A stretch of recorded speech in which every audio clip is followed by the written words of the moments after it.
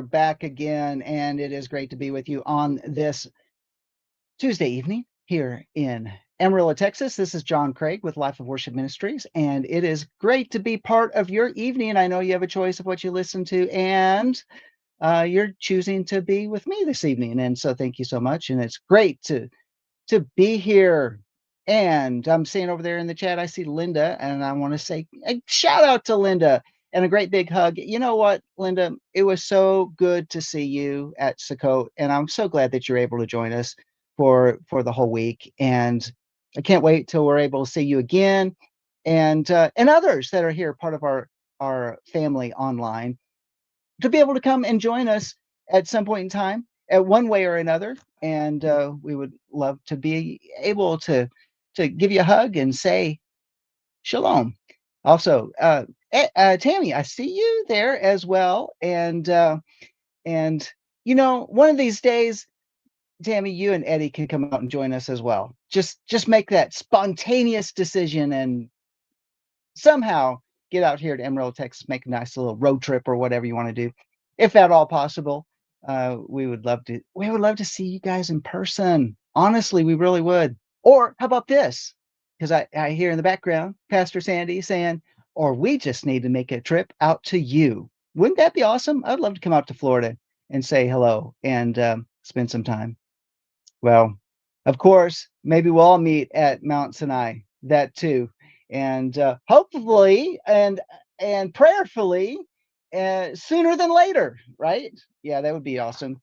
That would be a great thing to do. And so nevertheless, you know, we have been going through Jubilees, and what a great study it's been. We've been off for the last couple of weeks, and thank you for coming back and joining us and being part of it. Make sure you spread the word. Let people know, yes, we're back on track because it's after Sukkot, and we are enjoying it. So we have gotten through the first 2 chapters of Jubilees, and it's been good. Like I said, it's an adventure. Enoch was really an adventure. If you missed any of that, go to our Life of Worship Ministries YouTube channel, and on fast speed, put it down for 2x speed and go through all of those. It was really interesting. We just learned a lot of connections. And by the way, hey, I want you to write this down.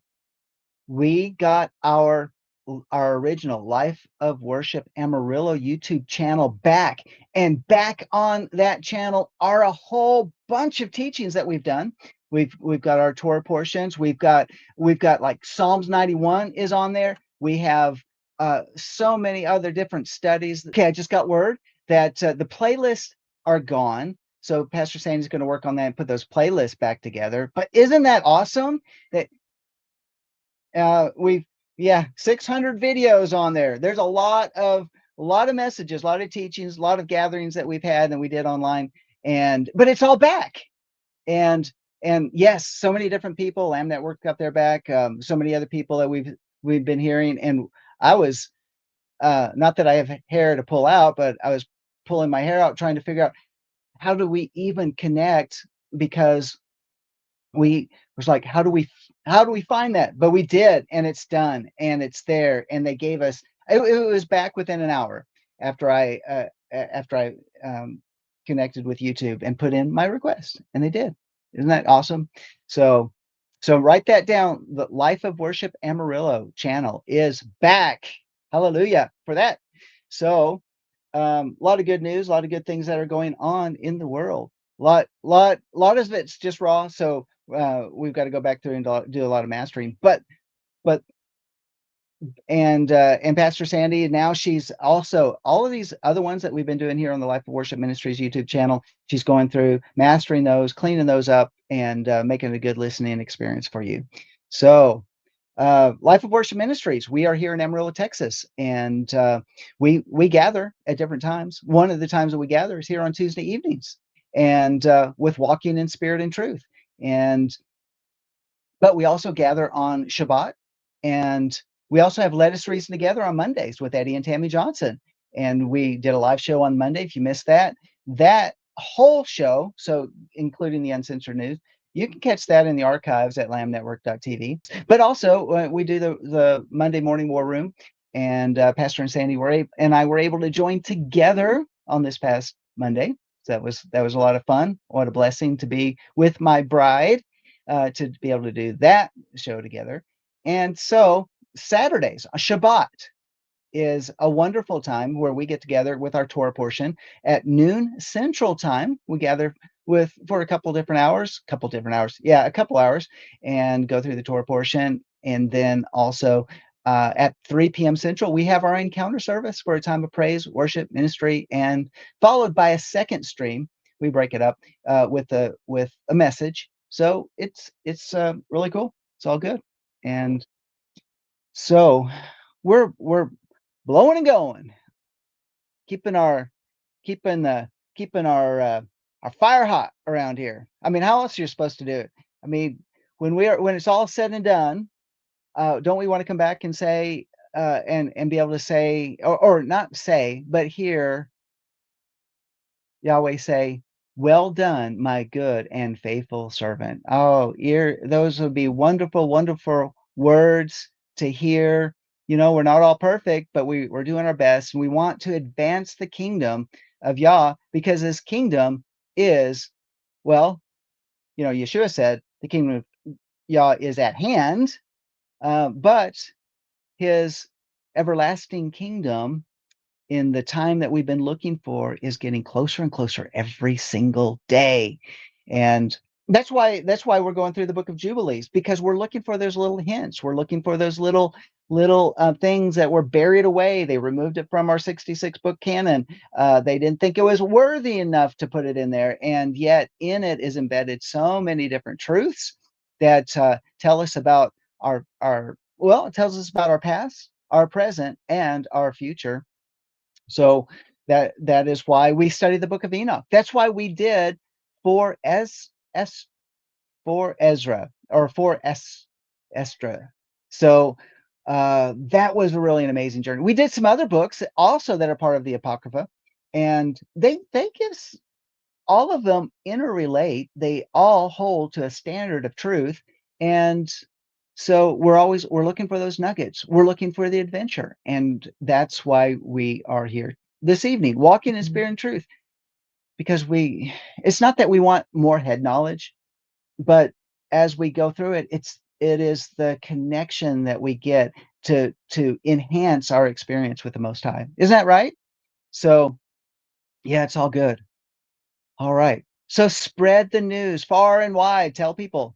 Tell people you can catch it here on the Life of Worship Ministries YouTube channel, and at Life of Worship Amarillo YouTube channel. Whew, it's all good. All right.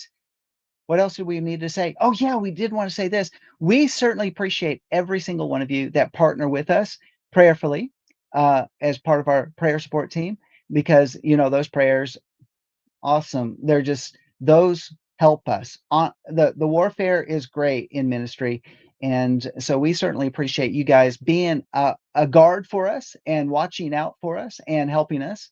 And Tammy, I just want to say thank you so much for what you've been doing, helping us look at even new listings for property around Amarillo. We are in dire need, and we're asking people to pray so that we can move back out of our house into a location. And if one thing that you could do, which would be really wonderful, we've been doing our best to get in contact with a congregation, with actually the pastor at a congregation here in Amarillo, and no response. It's crickets. And at least just for one day, that if we could use their facility on Shabbat, this coming Shabbat, maybe something that could be a good interim thing to gather, a place that we could gather. But it's also very important that we have good Wi-Fi as well, so that we can continue with our online experience on Shabbat as well. So, but a place that will help us to regather those that didn't want to come to the house, or also to be able to have a place where, so people will say, "Hey, Life of Worship is at such and such location," and we can, there's something about that gathering, and we will just but we're going to keep continuing until y'all says, no, it's time to stop. Okay. But you guys that are also able to partner with us financially, we certainly appreciate that. And you go like, well, how do we do that? How do we bless the ministry financially? Well, you can go to our life of www.lifeofworshipamarillo.org, and there's a tab. You can click on that. It's the donate tab, and you can give online. So there you go. That's one way you can do it. Or our address is listed on the website, and you can, if you prefer to write a check, send money order, however a giving you'd like to do, you can mail it to us through the snail mail. By the way, snail mail seems to, at least snail mail is still working. A regular, postal service is still working in spite of the shutdown. But yeah, I think that's enough said. We need to get into Jubilees because we don't have a lot of time, because this hour goes by very quickly. And so we're going to jump into where we left off in Jubilees, and that is chapter 3. So we went through the first 2 chapters. We hit a lot of different things. You missed that, go back to the archives and look that up. And like I said, we're working on reestablishing a playlist just simply for Jubilees and this study in Jubilees. And if you miss those, you can go back and catch those and get caught up. All right. So we're at Jubilees, chapter 3. I'm reading from the Sefer version. If you have another version of Jubilees, just follow along with us. And this translation seems to be pretty good. There's some questions that I always have, is like, well, how do they translate that, or what would that be in the Hebrew? Well, we'll work through that as well. Okay, Jubilees, chapter 3, verse 1. And it begins, and on the 6 days of the second week, we brought, according to the word of Elohim, unto Adam all the beasts and all the cattle and all the birds and everything that moves on the earth and everything that moves in the water, according to their kinds and according to their types, the beasts on the first day, the cattle on the second day, the birds on the third day, and all that which moves on the earth, and on the fourth day, that which moves in the water, and on the fifth day, or which moves in the water on the fifth day. Okay, think about that. Step back and take a look at it, because in the Genesis um, revealing, we talk about the first 7 days and the creation of it, but here he's talking about on the second week how these were all brought before Adam. Wow. The word, it says, according to the word of Elohim. Well, let's step back and look at that, because according to the word of Elohim, well, who is the word? That's Yeshua. It makes me go back and pause and think about, Yeshua was the one, the voice, the voice, to have a voice that speaks, of course, is the word, walking with Adam in the garden. And I can just see them saying, Adam's there, going about his business in the garden, and here Yeshua saying, hey, okay, here's this. I want you to name it. What is it? It's a cow. It's a heifer. It's a heifer. It's a Hereford. It's a Hereford. It's you start naming all. Think about all the different types of breeds of cattle there are. And then what about, here comes the sheep, and here comes the goats, and here comes the rabbits, and here comes all of these. And he's what's he going to do? Well, let's go on a little bit further. And Adam named them all by the respective names as he called them. So was their name. This is something I want to give us a pause to think about. All right. Adam, created in the image of Yah, essentially, uh, in part of creation, he is really kind of like the embodiment of the Most High, created in the image. Did you ever think about this? He's the king of the earth. He's created in the image of. Therefore, what's he doing? He's giving the human voice of Yah, uh, given this amazing, I would have to say this amazing mind of Yah that's in him. Because didn't Paul say, let this mind be in you? Okay. So if the mind of Yah is in him, now he's giving voice to as being created in the image of Yah. I would have to say a very, very significant. We know this is very significant and very important, but not that he is God, but these godlike create characteristics being expressed through Adam. And you think, well, how in the world did he come up with all these different names? And of course, we have all these languages in the world today that have all these different names for the animals, but it started with Adam. And so this powerful creative voice of Adam speaking the names as the animal comes across his path, giving the name according to the characteristics of this creation of Yah. To me, just to pause and to think and how mind-blowing that is. Okay, maybe it's just me. Is it just me that I'm just kind of, or are you tracking with me? Are you following along with me that he is literally taking the role where Yah created and now he's implementing through his own voice. Uh, when we think about where the scripture says that life and death is in the power of the tongue, and so Adam is in a pre-fallen stage,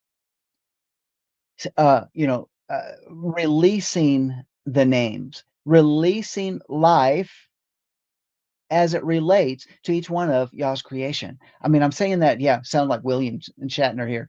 Uh, with did anybody watch Star Trek? Those original episodes of Star Trek with William Shatner and even other movies that William Shatner has been in. He's always gives these pause for effect on each word or phrase that a lot of people have made jokes about how he talks. But nevertheless, thinking about the power of the release of by calling these animal their names after a name that gives brings to life the character of each one of those animals. A horse. I mean, think about horse in English.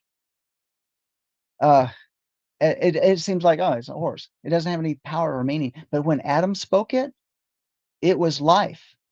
It was life being spoken into these animals and into all the different types of. Well, you think about the original. I'm sure there weren't. We think about a jackrabbit, and you think of cottontail rabbit, and all. But him speaking life, there's been certain type of micro evolution between the species, or was there? Oh, I don't know. Give pause to think about that. But speaking the life, when we name our children, it's very important that we don't make up a name. It's very important that when we consider the name, it's prayerfully given, because when we say that child's name, when you and I have been given a name, our name means something. And when our name is spoken prophetically, we're speaking into the person. And as it's repeated, that it has a prophetic effect. In other words, it is building up into the characteristic of that person. So when we name somebody, when our son was named Jonathan Michael, that name meant something. It was a name given by Yah that gives and speaks forth who he is. When Sandy was named, we just call it Pastor Sandy, but um, it comes it the name, which means, or Sandra, which comes from another name similar to it, Alexandra. It means defender. And if anybody knows who Pastor Sandy is, she is certainly a defender. She's a defender of truth. She's a defender of people. She is when she sees a wrong, she wants to make that right, and she wants to hold to that. That is who she is. That's her character. And yet her mother and her father named her that, and prophetically it is deep embedded within her character. Did you ever think about that?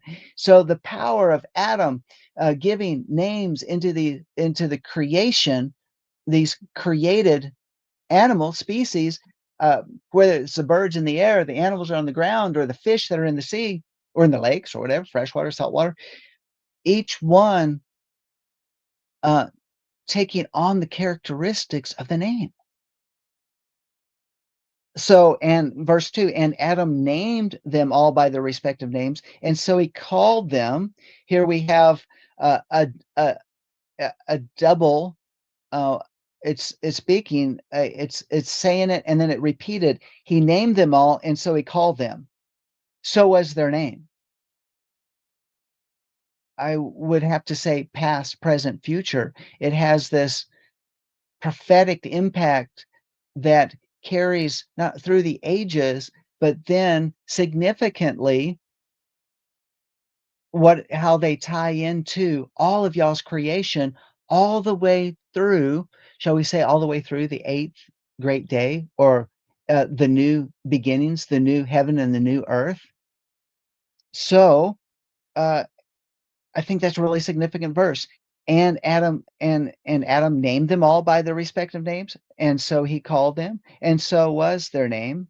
And on these 5 days, verse 3, Adam saw all these, male and female, according to every kind that was on the earth, but he was alone and found no helpmeet for him. So this is the second week. Adam was alone. I think there's a reason. There's a reason why he needed to call their names, but it was also a reason to know that there was something that became very, uh, very, I guess, in the place of recognizing that here they had male and female, and yet he was by himself. So let's move on. It brings in a reality that he begins to recognize there's more. There's even more for him, that he would not be left alone on the earth, and and not just with all of y'all's creation, and not just simply with the voice, Yahweh walking with him in the garden, but even more so that he too was to have a helpmate, someone to help him, someone that would uh, complete him as he sees that, yeah, even in the process of reproduction. Well, here's these animals. They have the ability to reproduce because there's male and female among them, and these creatures. And yet here he's saying, yeah, there's got to be something more for me too. And so in verse 4, it goes on, it says, and Yahweh said unto us, it's not good that a man should be alone. Let us make a helpmeet for him. And there we go, going back to what we see in Genesis chapter, well, chapter 1 and 2, because it's isn't it like uh, uh, the scriptures to give us this idea, not that there's multiple gods talking among themselves, but in the expression of Yah is discussed through the Hebrew as being uh no, a joint effort. Makes it seem like there's simply like multiple gods, but no, it's not. It's Elohim, because Elohim is plural, but where we see this expression of Yahweh, the expression of the spirit that hovered above the waters, the expression of Yeshua that was before and that came and walked on the earth, and then afterwards, where we have this relationship with the Most High, who comes and dwells within us. I got the hiccup, sorry. And and and we see that also expressed here in Jubilees. It's kind of just like a reinforcement of Scripture, repeating it, giving us maybe some more insight as to how Yah functions in who he is, both as Yahweh the Most High and expressed through this personal relationship that we get through Yeshua.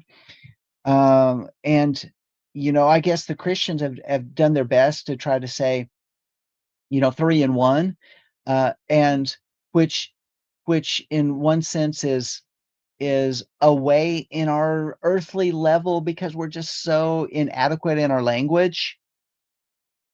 At some point in time, our language is going to be perfected. And how we've been able to understand it in our finite minds and our little minds, our ability to kind of see how scripture is talking about it. And yet, at some point in time in the future, our understanding will be so perfected and we'll really understand that so much better. So many debates have come up around all of that, and how some say that Yeshua is not Yahweh, but it's all. But which I disagree with. I say Yeshua is Yahweh, and so and we've talked about that a lot. In fact, I think we did a rewind this last Shabbat talking about how Yeshua is Yahweh and the Aleph Tav that's expressed through the Scripture, and and which we've talked about in so many different ways. But we see that pattern, we see that still here in Jubilees, and how it's even expressed how let us make a helpmeet for him. And so verse 5, and Yahweh Elohim. Oh, well, let's clarify this because the Sefer edition of the Bible actually gives us the exact Hebrew translation of how Yahweh is revealing himself. And it says, and Yahweh Eloheinu caused a deep sleep to fall upon him, and he slept. And he took for the woman one rib from amongst the ribs, and this rib was the origin of the woman, for amongst his ribs he built up the flesh in its stead and built the woman. So Pastor Sandy's had a really good uh, uh, um, study into the rib, actually, as to what it was. But I'm just simply using the plain words of the text, so as not to go into that whole study in and of itself. But nevertheless, we see that from his side that he built the woman. And verse 6, and he awakened Adam out of sleep, and on awakening, he rose on the sixth day, and he brought her to him, and he knew her, and he said unto her, this is now bone of my bones and flesh of my flesh. She shall be called my woman, because she was taken from her man. And of course, in the Hebrew, where we have man as ish and woman, um, ishta. It was in my head.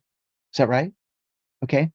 And so we have, uh, it's not right. It's not right. Hey, hold on just a second. I got a correction on that. Hold on just a minute. And I'll be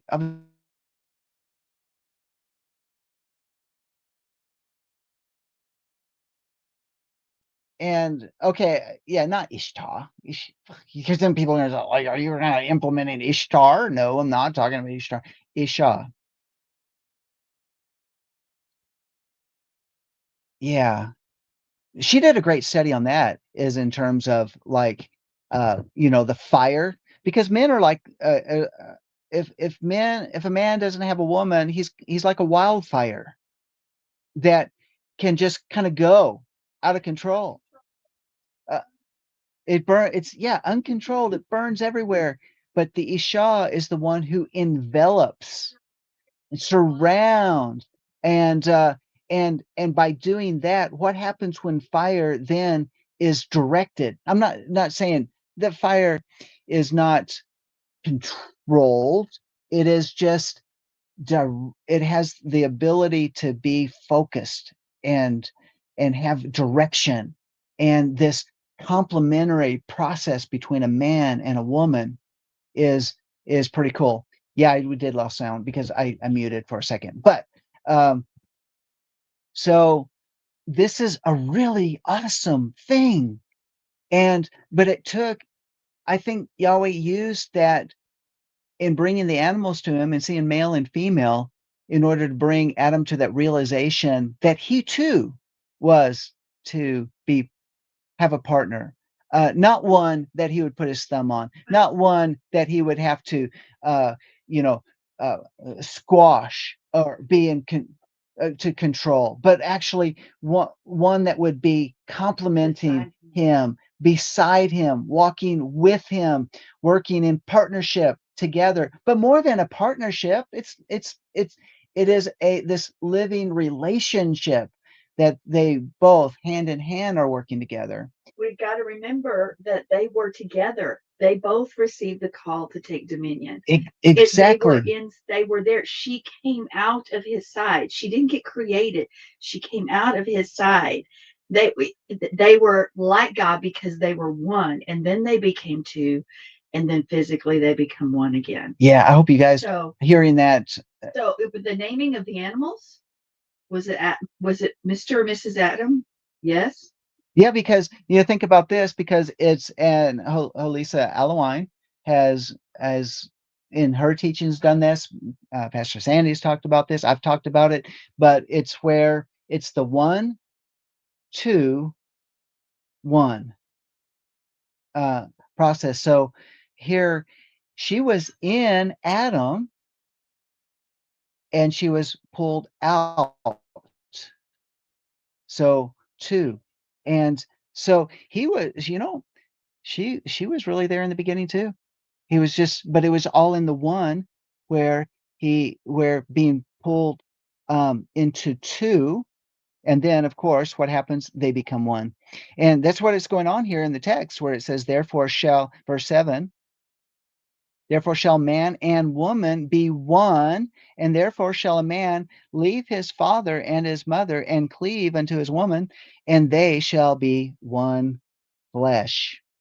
And that's why it's got to be, it's the sanctity of one flesh has been has in our society today, in our culture, and it's worldwide, is where we see the destruction of this the ideal, this concept, where the enemy has been using it to where the cohabitation between two unmarried people has happened in so many different ways, and it affects then both the man and the woman, and denigrates really the power of the relationship because of the illicit forms of becoming one. And because it's unsanctioned by Yahweh, and as an unsanctioned act, what happens? Well, we have a less than perfect, is that the right word? It's an imperfection that deteriorates both man and woman and their roles. And so we end up with so many different, we find relationships that are broken. Or when it's time for a man and woman and they make that step and they become one under the what we call we call a marriage. And when that wedding takes place, and then we have the two becoming one, that is that is Yah's original design. But if it's never comes under the sanctity of the marriage, then what's going on with that relationship? It's not a sustainable relationship. And I know people get married, they don't get married, but they live together, they have kids together, they walk as if they're husband and wife, but in reality, they don't have that under the sanctity of marriage. It's wild. It's and unsustainable. And people say, "Well, I know people that's what they did, and they raised their kids and all that stuff, and they lived a long life together." And but was it perfect? So no, because it's not Yah's original design.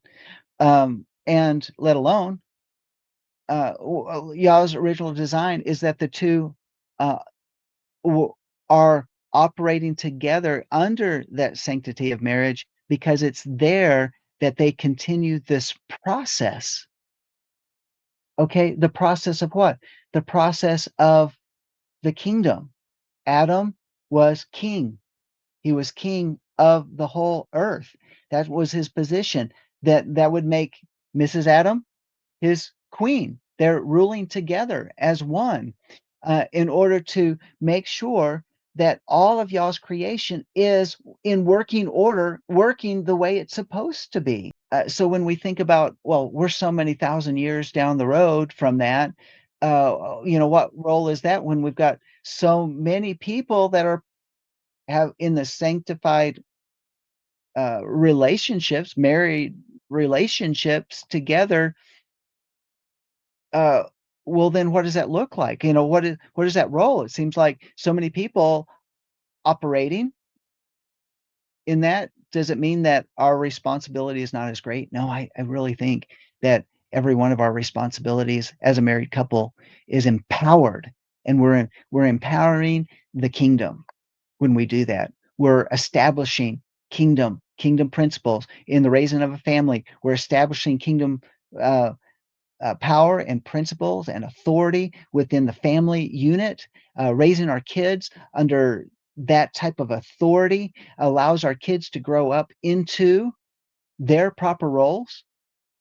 And get this, because there's more people on the earth, there's more responsibility for those of us that have the sanctity of marriage, operating in the kingdom of Yah as believers, uh, in a world that's full of people that need to come into the kingdom as well. Yeah, yeah, Rick, yeah, that's a really good point. My prayer, Father, is that they be echad, one, as you and I are echad, one. Yes, that's what Yeshua said. That is exactly right. I mean, that's a really good way to say it. That it's so that we would be in one, operating as one. It's as we as believers, as we come together as families, as couples, in our congregations, as believers operating, in whatever communities we find ourselves in, operating in that same principle to advance the kingdom of Yah. Because since population is worldwide, there's always the encroachment of darkness, the encroachment of the kingdom of darkness that is always trying to battle every society, every culture, every community. And it's our responsibility to guard and to protect and to establish and to not only just walk in obedience, but to hear the word of Yah in order to continue this process of establishing kingdom on the earth. Because why? Because the enemy usurped the power, and then it's for us, then, because of Yeshua, then to reestablish kingdom on earth. Am I talking about, okay, so what does the kingdom on earth look like? I mean, is this supposed to be some type of, no, I'm not saying that we're supposed to have a so called type of government, but it is a government. It's a governing. It's a governing, with one king, and that king is Yeshua. So all of these ideas that come out of this here, as we see here in the second week, being it's unfolding, and yet it's always unfolding. His kingdom shall know no end. So if we think, well, it's already been said and done, then what's our role anymore? I mean, a lot of people have abdicated their responsibility and their authority, that's been given to us, and each one of us individually, and we abdicate that role to somebody else. Well, let's just, the pastors should do that, or the ministers, the evangelists, the apostles, or everybody there's the roles. Yes, those offices, there's roles within that, but we don't abdicate our role. We don't just give it over to somebody else in order to oversee, to do. No, we take up our responsibilities to continue to promote that. Look at what we need to do. Are we being salt and light in the world today? Are we presenting the water of the word to wash away the the filth, the scum. And I'm not talking about people. I'm just talking about the ideas, the principles, and even all the influences of the enemy. Are we still salt being a preservation mineral? Are we doing what we can to preserve life, to save life?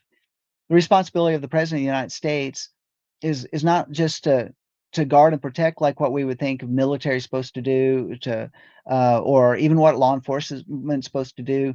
But there's one other role that was given to the president, but is also to preserve the Constitution of the United States, to preserve the concepts, the freedoms that have been established, that so many 250 years ago for this country. And uh, and a lot of people will look at, well, they're upset, like the people that are out there in the rallies over the weekend. They're upset that a president's actually doing what he's supposed to be doing, because we saw in the prior administration. I'm not trying to be political. I'm trying to talk about these kingdom principles as we've seen it in culturally. Presidents abdicating their role and doing what they did to actually dissolve, when the president of the United States is actually to preserve. To preserve is is to also means to save it from the destruction. And as Benjamin Franklin said, is that we were given this Constitution if we can keep it. And other of our forefathers said that the Constitution of the United States was only for a soul people or a godly people. Uh, that it wouldn't work with any other type of people. A secular type of government, or a secular type of people, or people of other religions, do not honor the Constitution of the United States, they cannot preserve it. But everything that they do is to destroy it. When you think about the influence of Islam, they want to come to this nation. You think about, they're coming to this nation in one sense. Well, they're coming for the freedoms. The freedoms aren't preserved because they carry the Islamic faith. Because in terms of Sharia law is actually very, very well, not only in the corruption of it, but it's very totalitarian. It's very authoritarian, and it doesn't work. It doesn't work with the Constitution, and let alone the loyalties are not to this nation. A lot of times their loyalties are back to their original country that they came from, and yet somehow they become Americans. They can become U.S. citizens, and they're not therefore preserving what our forefathers set up for us. In fact, they fight us. They're fighting it, and we see them coming under the banners, the banners of communism, the banners of Islam, the green and the red banners coming together. And what's it doing? It's about the destruction. This is why we have a responsibility to preserve it through even the nation, whatever nation we're from, to preserve our nations through these biblical concepts, through establishing Yah's kingdom, because it preserves nations. It's only through these biblical concepts of a relationship with the Most High that we can really have a nation that protects the people, that protects the rights of the people. It all starts here in the sanctity of marriage, where the two become one, and then they can fully operate in the power and the anointing that Yah has fully established. Okay, let's move on. I didn't mean to go too far in that, but it's to talk about this whole concept. This is how it is. It is to it gives us an idea how it is expressed in our relationship. Verse 8: In the first week was Adam created, and the rib is woman. In the second week he showed her unto him, and for this reason the commandment was given to keep in their defilement for a male 7 days, and for a female twice 7 days. So when you think about a child that's born, when we go back into Leviticus, that a male is dedicated, that a woman that gives birth to a male, that the defilement is only 7 days for a male, and for a female, it's for 14 days. Verse verse 10, and after Adam had completed 40 days in the land where he had been created, he brought him into the Garden of Eden to till and to guard it. But his woman they brought in on the 80th day, and after this she entered the Garden of Eden. So when we go back to Leviticus, again, the idea of the male, 40 days, the woman, 80 days. It's all here in Jubilees. Okay. I'd like to go into that a little more detail, but for the sake of time, I'm not going to. But we've studied that out in the Torah portions. But it's also interesting that they were brought into the garden. Why now? Why the differences between the number of days? Because and where they're brought into the garden, because the garden was like the temple. It was like the Holy of Holies. When the high priest would go into the Holy of Holies, he would only go in once a year. It was where this particular communing with Yahweh was taking place. Well, where did Adam walk with Yah? He walked with him in the garden. It was like the Holy of Holies, the most uh, the set apart, the sanctified place on earth that Yahweh would come and walk. So I don't know, some more things to study out, some more things to look into. Interesting because it's brought out here in the book of Jubilees.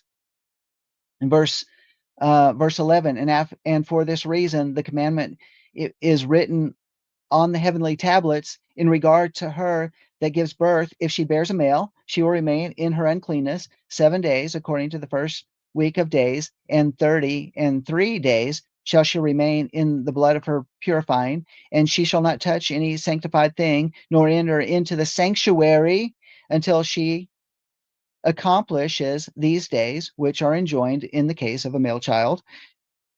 But in the case of a female child, she shall remain in her uncleanness 2 weeks of days, according to the first 2 weeks, and 60 days in the blood of her purification, and they will be in all 80 days. You know, so yeah, there was so much we studied on that Torah portion when we talked about those things in the past. And when she has completed these 80 days, we brought her into the Garden of Eden, for it is holier than all the earth besides, and every tree that is planted in it is holy. Do you ever think about, okay, it so again, the Holy of Holies. That is this the whole idea of the tabernacle is the expression of the garden.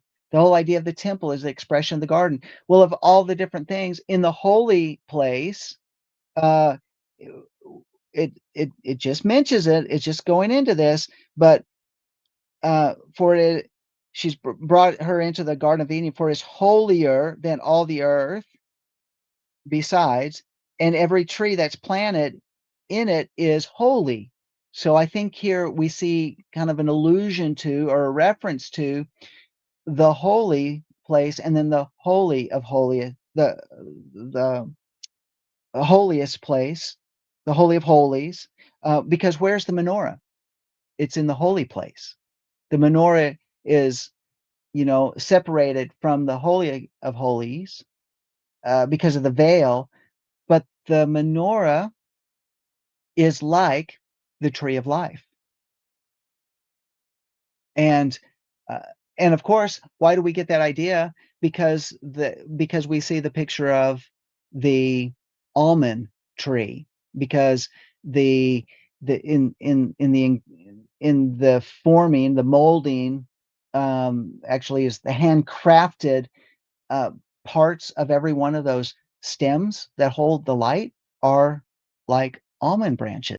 We see within the tabernacle itself, and the furnishings of the tabernacle or the temple is really a reflection of the garden.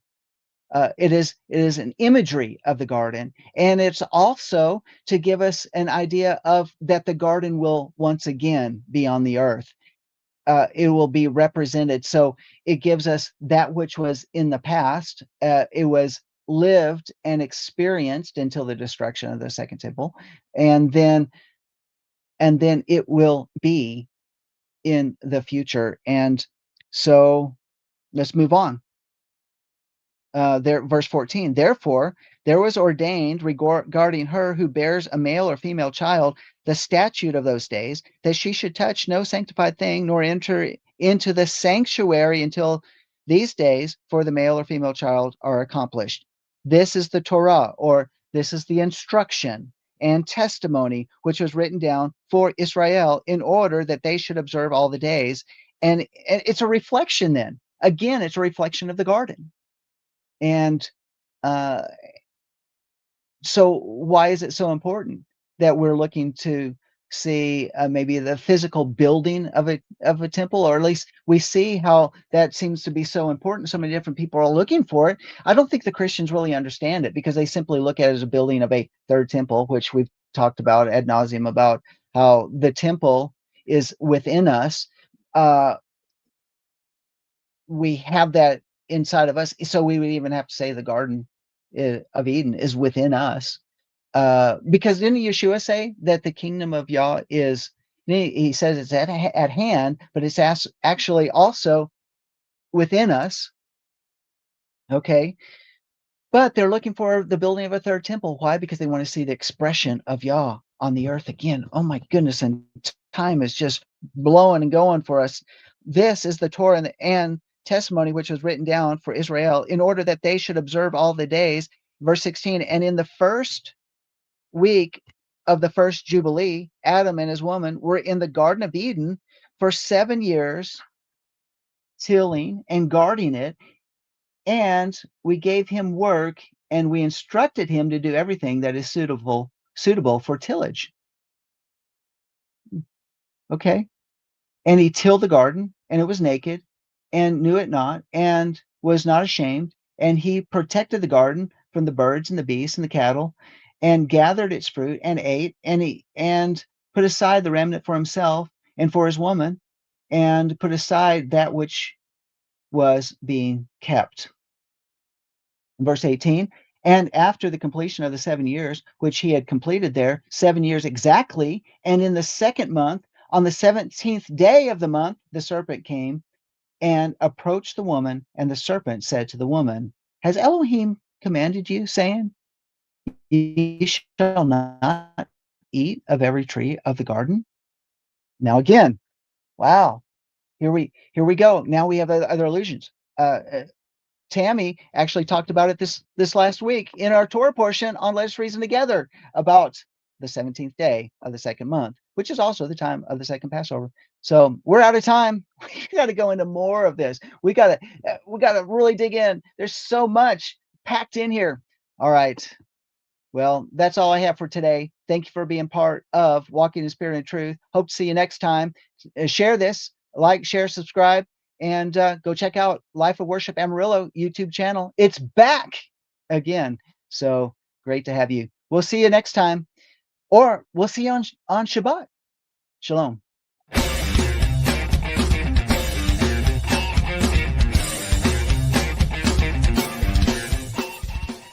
If you missed today's show, or want to watch it again, or want to tell someone where they can watch this episode, go to lamnetwork.tv, where you will find this show and all the other live Lamb show archives in the on-demand section of the website.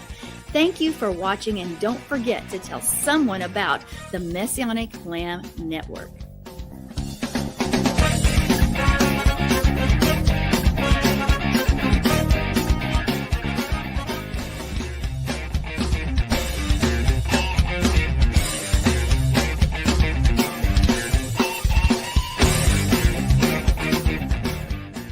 We are richly blessed to bring you what we believe is the fullest, most diverse, yet up-to-date progressive teachings, discussions, and prayer programming you can find anywhere on this planet. Be sure to take the tour of the lamnetwork.tv website. I'm Sandi Craig, thanking you for joining us on the Messianic Lamb Video Network.